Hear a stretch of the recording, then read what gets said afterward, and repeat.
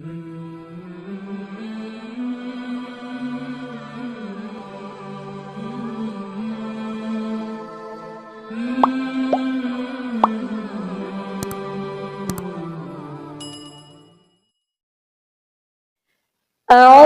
بالله من الشيطان الرجيم.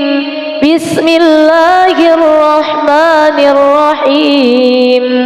إذا وقعت الواقعة ليس لوقعتها كاذبة خافضة رافعة. إذا رجت الأرض رجا وبست الجبال بسا فكانت هباء منبثا وكنتم أزواجا ثلاثة فأصحاب الميمنة ما أصحاب الميمنة وأصحاب المشأمة ما أصحاب المشأمة والسابقون السابقون أولئك المقربون في جنات النعيم. ثلة من الأولين وقليل من الآخرين على سرر موضونة متكئين عليها متقابلين. يطوف عليهم ولدان مخلدون بأكواب وأباريق وكأس من معين لا يصدعون عنها ولا ينزفون وفاكهة مما يتخيرون ولحم طير مما يشتهون وحور عين كأمثال اللؤلؤ المكنون جزاء بما كانوا يعملون. لا يسمعون فيها لغوا ولا تأثيما إلا قيلا سلاما. وأصحاب اليمين ما أصحاب اليمين في سدر مخضود وطلح ممدود وظل ممدود وماء مسكوب وفاكهة كثيرة لا مقطوعة ولا ممنوعة وفرش مرفوعة. إنا أنشأناهن إنشاء فجعلناهن أبكارا عربا أترابا لأصحاب اليمين. ثلة من الأولين وثلة من الآخرين. وأصحاب الشمال ما أصحاب الشمال في سموم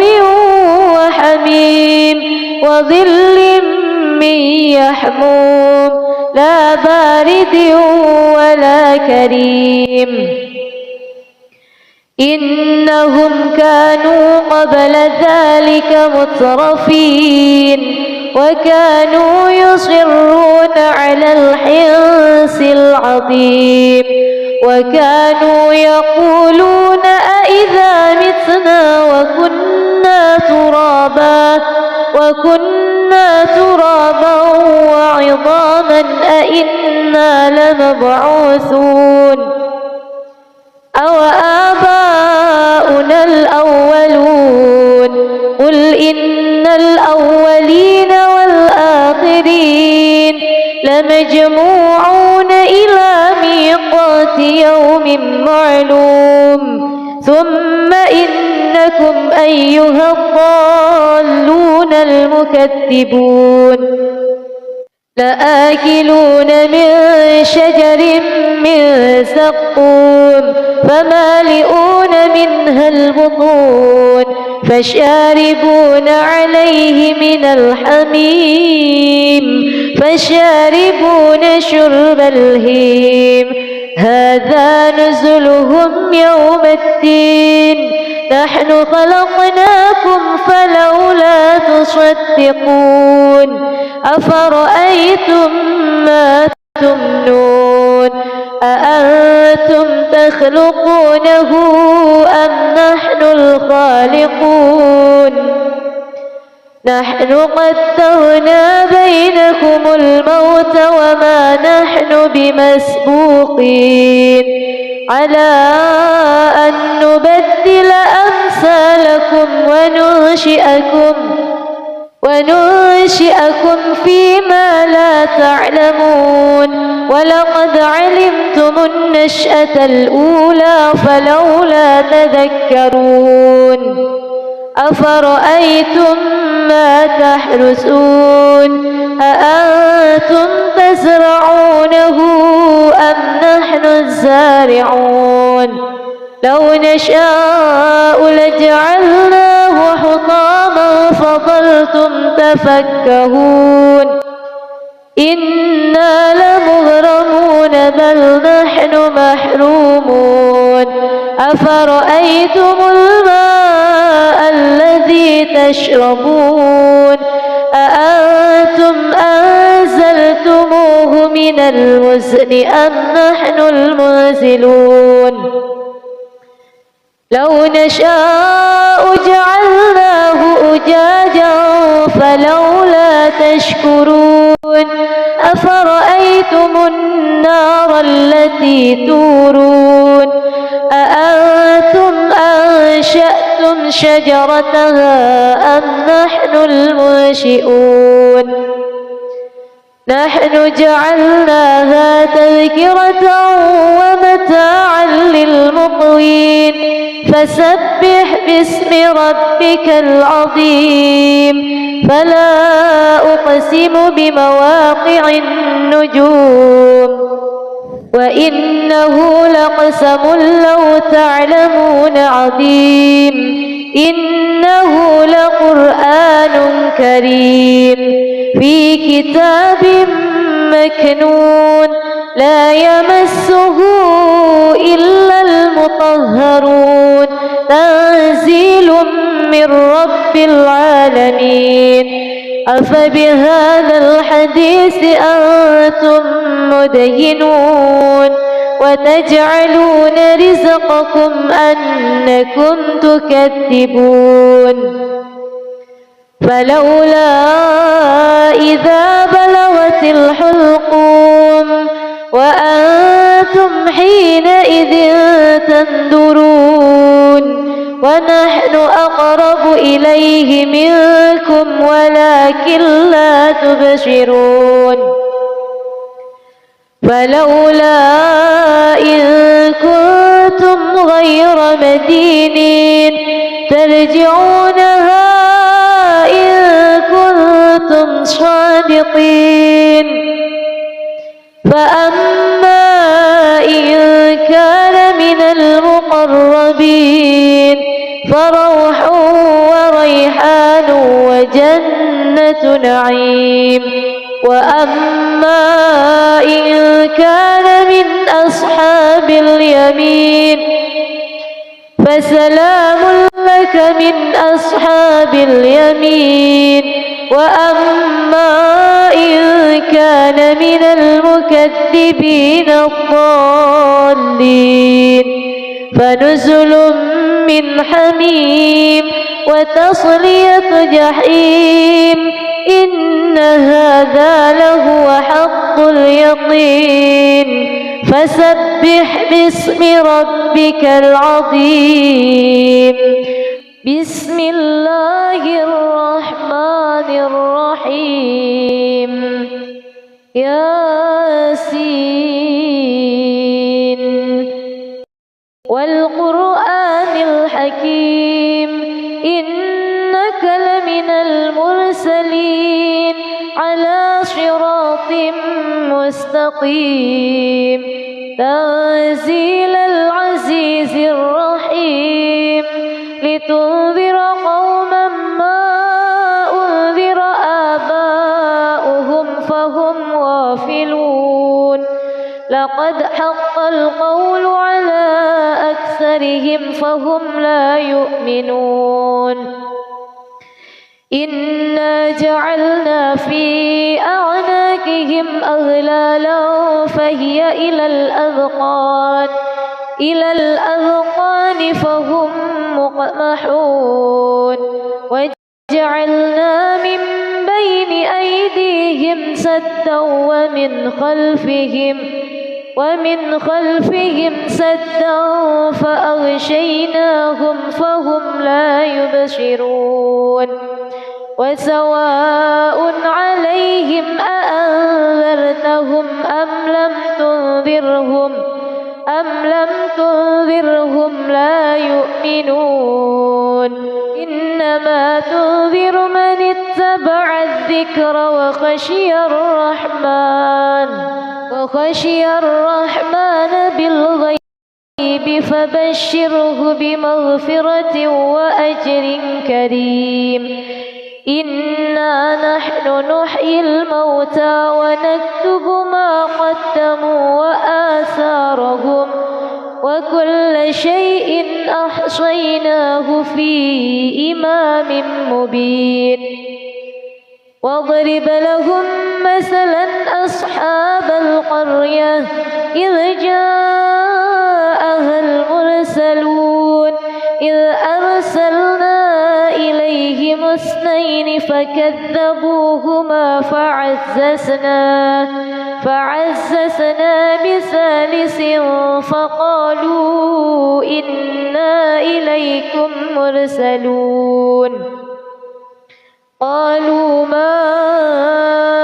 أنتم إلا بشر مثلنا وما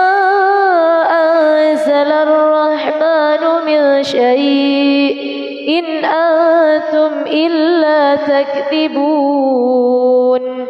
قالوا ربنا يعلم إنا إليكم لمرسلون وما علينا إلا البلاغ المبين قالوا إنا تطيرنا بكم لئن لم تنتهوا لنرجمنكم وليمسنكم منا عذاب أليم قالوا طائركم معكم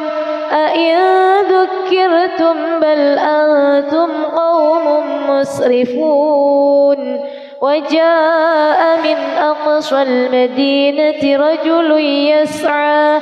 قال يا قوم اتبعوا المرسلين اتبعوا من لا يسألكم أجرا وهم مهتدون وما لي لا أعبد الذي فطرني وإليه ترجعون أأتخذ من دونه آلهة إن يردني الرحمن بضر لا تغن عني شفاعتهم شيئا ولا ينقذون إني إذا لفي ضلال مبين إني آمنت بربكم فاسمعون قيل ادخل الجنة قال يا ليت قومي يعلمون بما غفر لي ربي وجعلني من المكرمين وما أنزلنا على قومه من بعده من جند من السماء وما كنا منزلين إن كانت إلا صيحة واحدة فإذا هم خامدون يا حسرة على العباد ما يأتيهم من رسول إلا كانوا به يستهزئون ألم يروا كم أهلكنا قبلهم من القرون أنهم إليهم لا يرجعون وإن كل لما جميع لدينا محضرون وآية لهم الأرض الميتة أحييناها وأخرجنا منها حبا فمنه يأكلون وجعلنا فيها جنات من نخيل وأعناب وفجرنا فيها من العيون ليأكلوا من ثمره وما عملته أيديهم أفلا يشكرون سبحان الذي خلق الأزواج كلها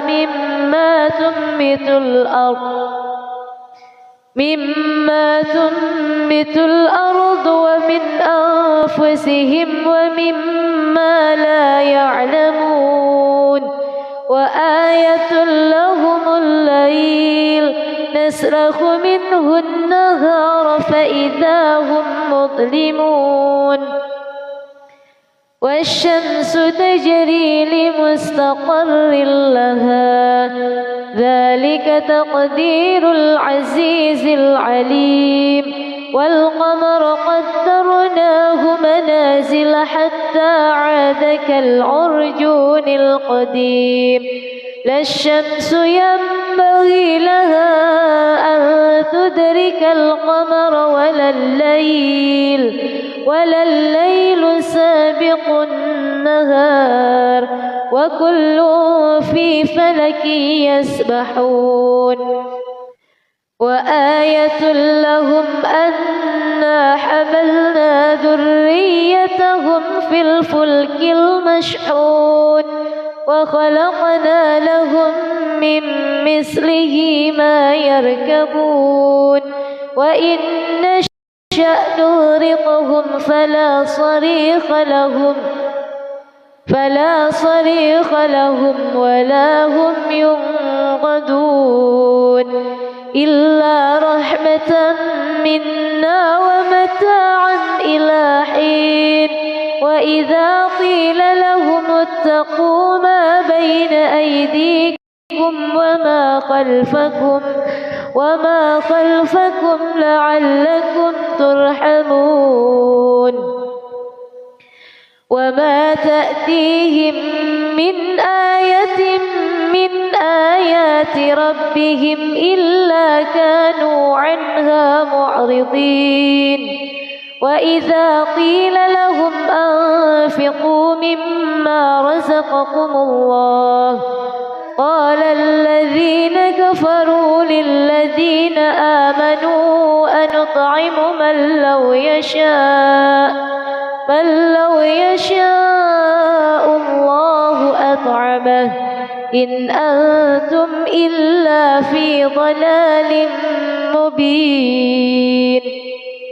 ويقولون متى هذا الوعد إن كنتم صادقين ما ينظرون إلا صيحة واحدة تأخذهم وهم يخصمون فلا يستطيعون توصية ولا إلى أهلهم يرجعون ونفخ في الصور فإذا هم من الأجداث إلى ربهم ينسلون قالوا يا ويلنا من بعثنا من مرقدنا هذا ما وعد الرحمن وصدق المرسلون إن كانت إلا صيحة واحدة فإذا هم جميع لدينا محضرون فاليوم لا تظلم نفس شيئا ولا تجزون إلا ما كنتم تعملون إن أصحاب الجنة اليوم في شغل فاكهون هم وأزواجهم في ظلال على الأرائك متكئون لهم فيها فاكهة ولهم ما يدعون سلام قولا من رب رحيم وامتازوا اليوم أيها المجرمون ألم أعهد إليكم يا بني آدم ألا تعبدوا الشيطان إنه لكم عدو مبين وأن اعبدوني هذا صراط مستقيم ولقد أضل منكم جبلا كثيرا أفلم تكونوا تعقلون هذه جهنم التي كنتم توعدون اصلوها اليوم بما كنتم تكفرون اليوم نختم على أفواههم وتكلمنا أيديهم وتشهد أرجلهم بما كانوا يكسبون ولو نشاء لطمسنا على أعينهم فاستبقوا الصراط فأنى يبصرون ولو نشاء لمسخناهم على مكانتهم فما استطاعوا مضيا ولا يرجعون ومن نعمره ننكسه في الخلق أفلا يعقلون وما علمناه الشعر وما ينبغي له إن هو إلا ذكر وقرآن مبين لينذر من كان حيا ويحق القول على الكافرين أولم يروا أنا خلقنا لهم مما عملت أيدينا أنعاما فهم لها مالكون وذللناها لهم فمنها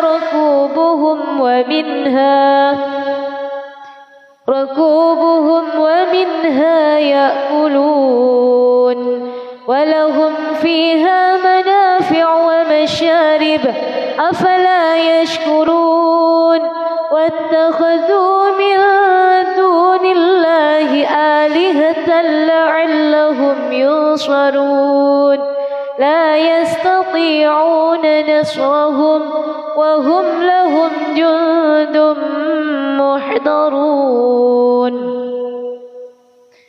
فلا يحزنك قولهم إنا نعلم ما يسرون وما يعلنون أولم ير الإنسان أنا خلقناه من نطفة فإذا هو خصيم مبين وضرب لنا مثلا ونسي خلقه قال من يحيي العظام وهي رميم قل يحييها الذي أنشأها أول مرة وهو عليم الذي جعل لكم من الشجر الأخضر نارا فإذا أنتم منه توقدون أوليس الذي خلق السماوات والأرض بقادر على أن يخلق مثلهم بلى وهو الخلاق العليم إنما أمره إذا أراد شيئا أن يقول له كن فيكون فسبحان الذي بيده ملكوت كل شيء وإليه ترجعون بسم الله الرحمن الرحيم ألف لام را كتاب أنزلناه إليك لتخرج الناس من الظلمات إلى النور بإذن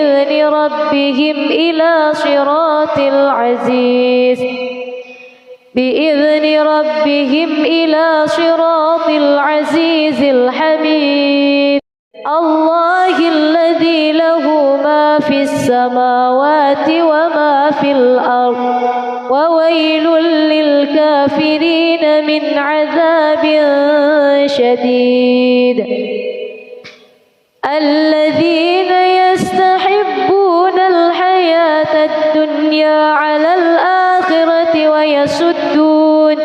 ويصدون عن سبيل الله ويبغونها عوجا أولئك في ضلال بعيد وما أرسلنا من رسول إلا بلسان قومه ليبين لهم فيضل الله من يشاء ويهدي من يشاء وهو العزيز الحكيم ولقد أرسلنا موسى بآياتنا أن أخرج قومك من الظلمات إلى النور وذكرهم بأيام الله إن في ذلك لآيات لكل صبار شكور وإذ قال موسى لقومه اذكروا نعمة الله عليكم إذ أنجاكم من آل فرعون يسومونكم سوء العذاب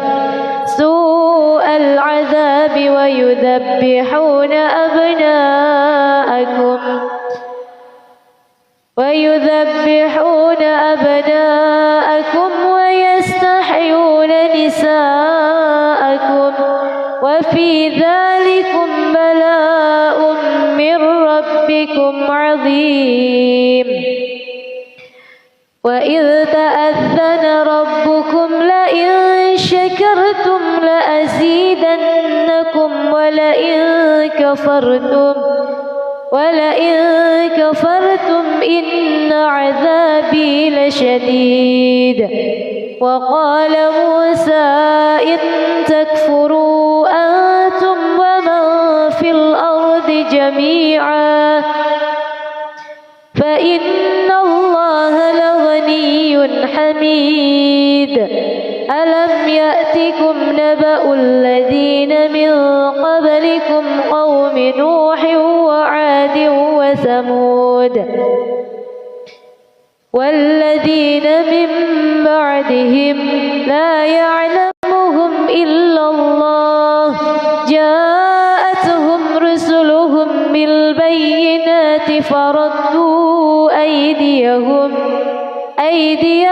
في أفواههم وقالوا إنا إنا كفرنا بما أرسلتم به وإنا لفي شك مما تدعوننا إليه مريب. قالت رسلهم أفي الله شك فاطر السماوات والأرض يدعوكم ليغفر لكم من ذنوبكم ويؤخركم إلى أجل مسمى. قالوا إن أنتم إلا بشر مثلنا تريدون أن تصدونا عما كان يعبد آباؤنا فأتونا بسلطان مبين. قالت لهم رسلهم إن نحن إلا بشر مثلكم ولكن الله يمن على من يشاء من عباده وما كان لنا أن نأتيكم بسلطان إلا بإذن الله وعلى الله فليتوكل المؤمنون. وما لنا ألا نتوكل على الله وقد هدانا سبلنا ولنصبرن على ما آذيتمونا وعلى الله فليتوكل المتوكلون. وقال الذين كفروا لرسلهم لنخرجنكم من أرضنا أو لتعودن في ملتنا. فأوحى إليهم ربهم لنهلكن الظالمين ولنسكننكم الأرض من بعدهم ذلك لمن خاف مقامي وخاف وعيد. واستفتحوا وخاب كل جبار عنيد. من ورائه جهنم ويسقى من ماء صديد يتجرعه ولا يكاد يسيغه ويأتيه الموت من كل مكان وما هو بميت ومن ورائه عذاب غليظ. مثل الذين كفروا بربهم أعمالهم كرماد اشتدت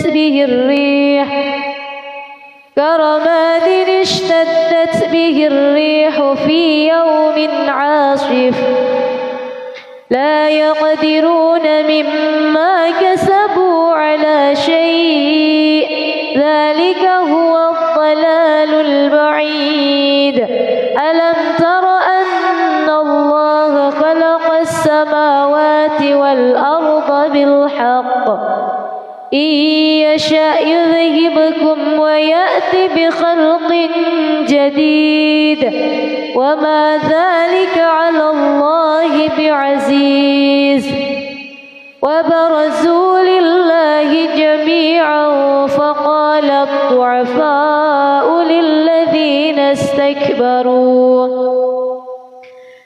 للذين استكبروا إنا كنا لكم تبعا فهل أنتم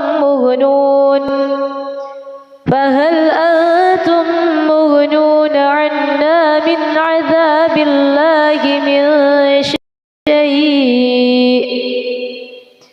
قالوا لو هدانا الله لهديناكم سواء علينا أجزعنا أم صبرنا لنا وقال الشيطان لما قضي الأمر إن الله وعدكم وعد الحق ووعدتكم فأخلفتكم وما كان لي عليكم من سلطان إلا أن دعوتكم فاستجبتم لي فلا تلوموني ولوموا أنفسكم ما أنا بمصرخكم وما أنتم بمصرخي إني كفرت بما أشركتمون من قبل إن الظالمين لهم عذاب أليم وأدخل الذين آمنوا وعملوا الصالحات جنات تجري من تحتها الأنهار خالدين فيها بإذن ربهم تحيتهم فيها سلام ألم تر كيف ضرب الله مثلا كلمة طيبة كشجرة طيبة أصلها ثابت وفرعها في السماء تؤتي أكلها كل حين بإذن ربها ويضرب الله الأمثال للناس لعلهم يتذكرون ومثل كلمة خبيثة كشجرة خبيثة اجتثت من فوق الأرض ما لها من قرار يثبت الله الذين آمنوا بالقول الثابت في الحياة الدنيا وفي الآخرة ويضل الله الظالمين ويفعل الله ما يشاء ألم تر إلى الذين بدلوا نعمة الله كفرا وأحلوا قومهم دار البوار جهنم يصلونها وبئس القرار وجعلوا لله أندادا ليضلوا عن سبيله قل تمتعوا فإن مصيركم إلى النار قل لعبادي الذين آمنوا يقيموا الصلاة وينفقوا مما رزقناهم سرا وعلانية من قبل أن يأتي يوم لا بيع فيه ولا خلال الله الذي خلق السماوات والأرض وأنزل من السماء ماء فأخرج به من الثمرات رزقا لكم وسخر لكم الفلك لتجري في البحر بأمره وسخر لكم الأنهار وسخر لكم الشمس والقمر دائبين وسخر لكم الليل والنهار وآتاكم من كل ما سألتموه وإن تعدوا نعمة الله لا تحصوها إن الإنسان لظلوم كفار وإذ قال إبراهيم اجعل هذا البلد آمنا واجنبني وبني أن نعبد الأصنام رب إنهن أضللن كثيرا من الناس فمن تبعني فإنه مني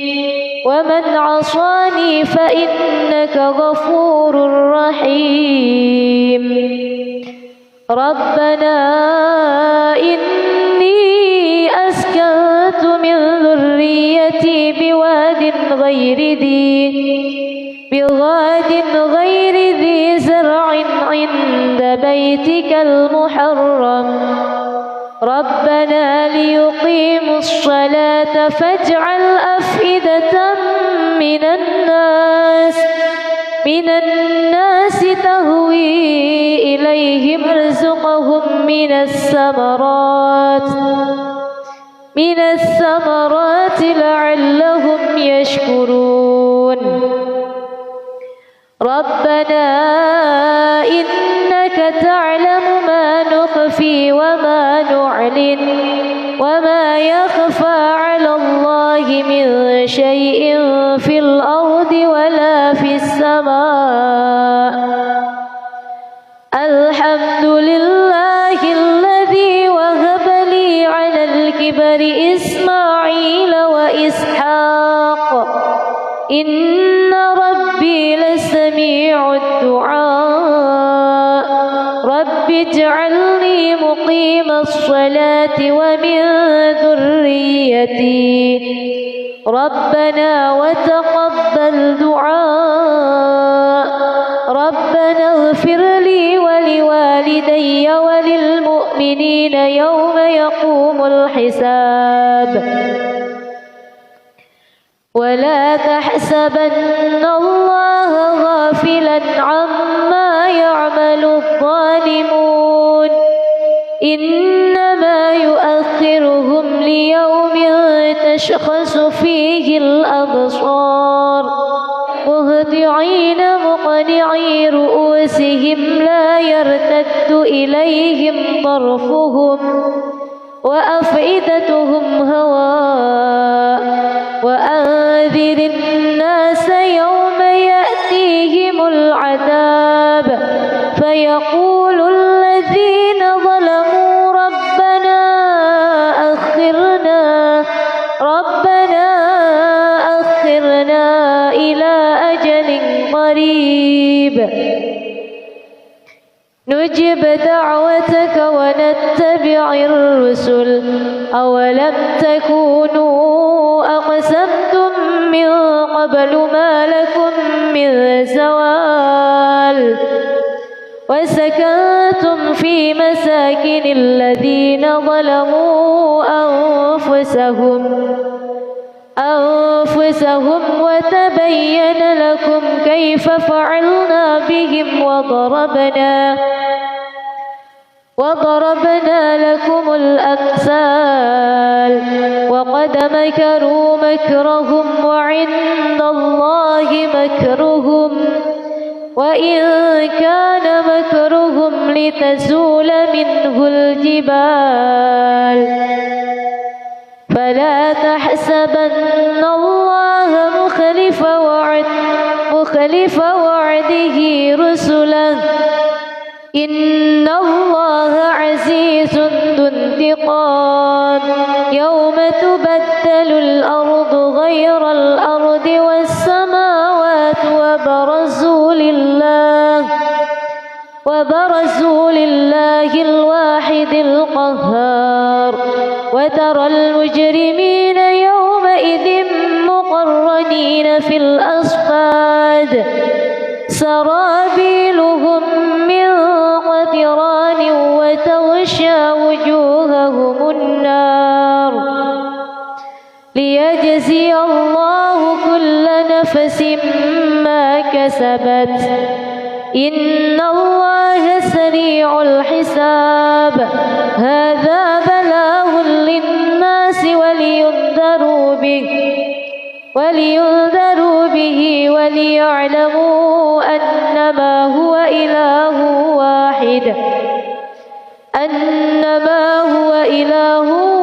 واحد وليذكر أولو الألباب. بسم الله الرحمن الرحيم. الرحمن علم القرآن خلق الإنسان علمه البيان. الشمس والقمر بحسبان والنجم والشجر يسجدان والسماء رفعها ووضع الميزان ألا تطغوا في الميزان وأقيموا الوزن بالقسط ولا تخسروا الميزان والأرض وضعها للأنام فيها فاكهة والنخل ذات الأكمام والحب ذو العصف والريحان. فبأي آلاء ربكما تكذبان؟ خلق الإنسان من صلصال كالفخار وخلق الجان من مارج من نار. فبأي آلاء ربكما تكذبان؟ رب المشرقين ورب المغربين. فبأي آلاء ربكما تكذبان؟ مرج البحرين يلتقيان بينهما برزخ لا يبغيان. فبأي آلاء ربكما تكذبان؟ يخرج منهما اللؤلؤ والمرجان. فبأي آلاء ربكما تكذبان؟ وله الجوار المنشآت في البحر كالأعلام. فبأي آلاء ربكما تكذبان؟ كل من عليها فان ويبقى وجه ربك ذو الجلال والإكرام. فبأي آلاء ربكما تكذبان؟ يسأله من في السماوات والأرض كل يوم هو في شأن. فبأي آلاء ربكما تكذبان؟ سنفرغ لكم أيها الثقلان. فبأي آلاء ربكما تكذبان؟ يا معشر الجن والإنس إن استطعتم أن تنفذوا من أقطار السماوات والأرض فانفذوا لا تنفذون إلا بسلطان. فبأي آلاء ربكما تكذبان؟ يرسل عليكما شواظ من نار ونحاس فلا تنتشران. فبأي آلاء ربكما تكذبان؟ فإذا انشقت السماء فكانت وردة كالدهان. فبأي آلاء ربكما تكذبان؟ فيومئذ الإنس ولا جان. فبأي آلاء ربكما تكذبان؟ يعرف المجرمون بسيماهم فيؤخذ بالنواصي والأقدام فبأي آلاء ربكما تكذبان هذه جهنم التي يكذب بها المجرمون يطوفون بينها وبين حميم آن فبأي آلاء ربكما تكذبان ولمن خاف مقام ربه جنتان فبأي آلاء ربكما تكذبان ذواتا أفنان فبأي آلاء ربكما تكذبان فيهما عينان تجريان فبأي آلاء ربكما تكذبان فيهما من كل فاكهة زوجان فبأي آلاء ربكما تكذبان فيهما من كل فاكهة زوجان فبأي آلاء ربكما تكذبان متكئين على فرش بطائنها من استبرق وجنى الجنتين دان فبأي آلاء ربكما تكذبان فيهن قاصرات الطرف لم يطمثهن إنس قبلهم ولا جان فبأي آلاء ربكما تكذبان فيهما من كل فاكهة زوجان فبأي آلاء ربكما تكذبان متكئين على فرش بطائنها من استبرق وجنى الجنتين دان فبأي آلاء ربكما تكذبان فيهن قاصرات الطرف لم يطمثهن إنس قبلهم ولا جان فبأي آلاء ربكما تكذبان كأنهن الياقوت والمرجان فبأي آلاء ربكما تكذبان هل جزاء الإحسان إلا الإحسان فبأي آلاء ربكما تكذبان ومن دونهما جنتان فبأي آلاء ربكما تكذبان مدهامتان فبأي آلاء ربكما تكذبان فيهما عينان نضاختان فبأي آلاء ربكما تكذبان فيهما فاكهة ونخل ورمان فبأي آلاء ربكما تكذبان فيهن خيرات حسان فبأي آلاء ربكما تكذبان حور مقصورات في الخيام فبأي آلاء ربكما تكذبان لم يطمثهن إنس قبلهم ولا جان فبأي آلاء ربكما تكذبان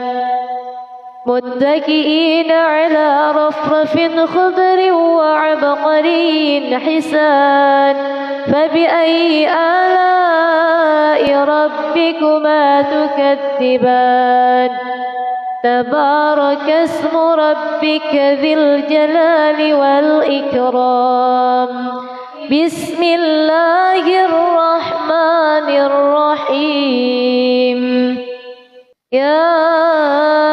أيها النبي إذا طلقتم النساء فطلقوهن لعدتهن وأحصوا العدة واتقوا الله ربكم لا تخرجوهن من بيوتهن ولا يخرجن إلا أن يأتين بفاحشة مبينة وتلك حدود الله ومن يتعد حدود الله فقد ظلم نفسه لا تدري لعل الله يحدث بعد ذلك أمرا فإذا بلغن أجلهن فأمسكوهن بمعروف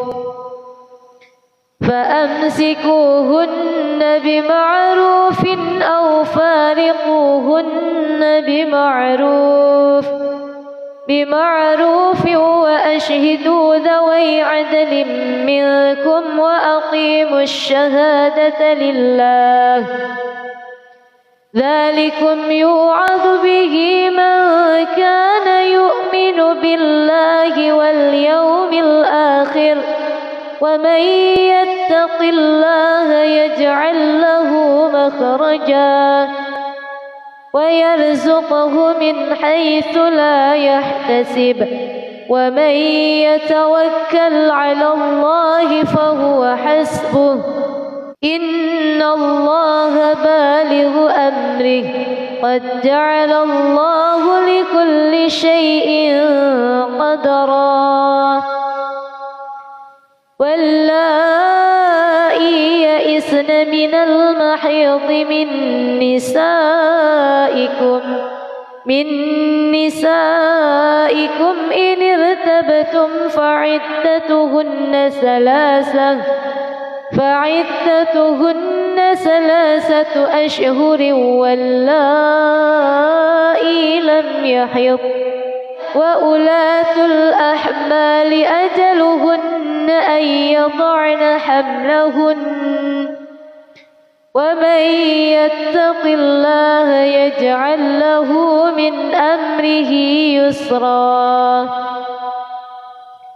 ذلك أمر الله أنزله إليكم ومن يتق الله يكفر عنه سيئاته ويعظم له أجرا أسكنوهن من حيث سكنتم من وجدكم ولا تضاروهن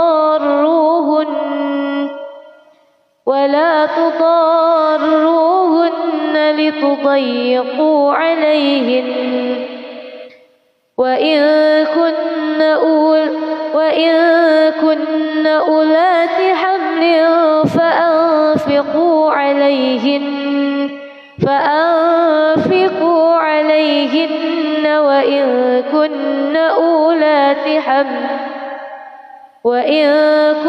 أولات حمل فأنفقوا عليهن وإن كن أولات حمل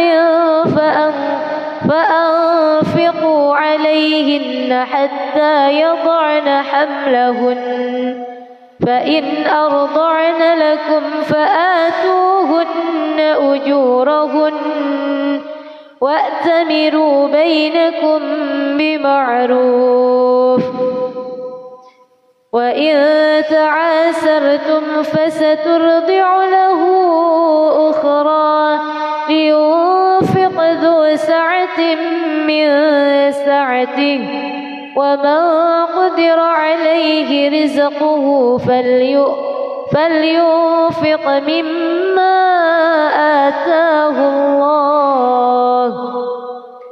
لا يكلف الله نفسا إلا ما أتاها سيجعل الله بعد عسر يسرا وكأي من قرية عتت عن أمر ربها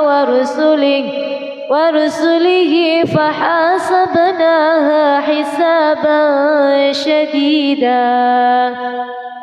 وعذبناها عذابا نكرا فذاقت وبال أمرها وكان عاقبة أمرها خسرا أعد الله لهم عذابا شديدا فاتقوا الله يا أولي الألباب الذين آمنوا قد أنزل الله إليكم ذكرا رسولا يتلو عليكم آيات الله مبينات ليخرج الذين آمنوا وعملوا الصالحات من الظلمات إلى النور ومن يؤمن بالله ويعمل صالحا يدخله جنات تجري من تحتها الأنهار خالدين فيها أبدا قد أحسن الله له رزقا الله الذي خلق 7 سماوات ومن الأرض مثلهن يتنزل الأمر بينهن لتعلموا أن الله على كل شيء قدير وأن الله قد أحاط بكل شيء علما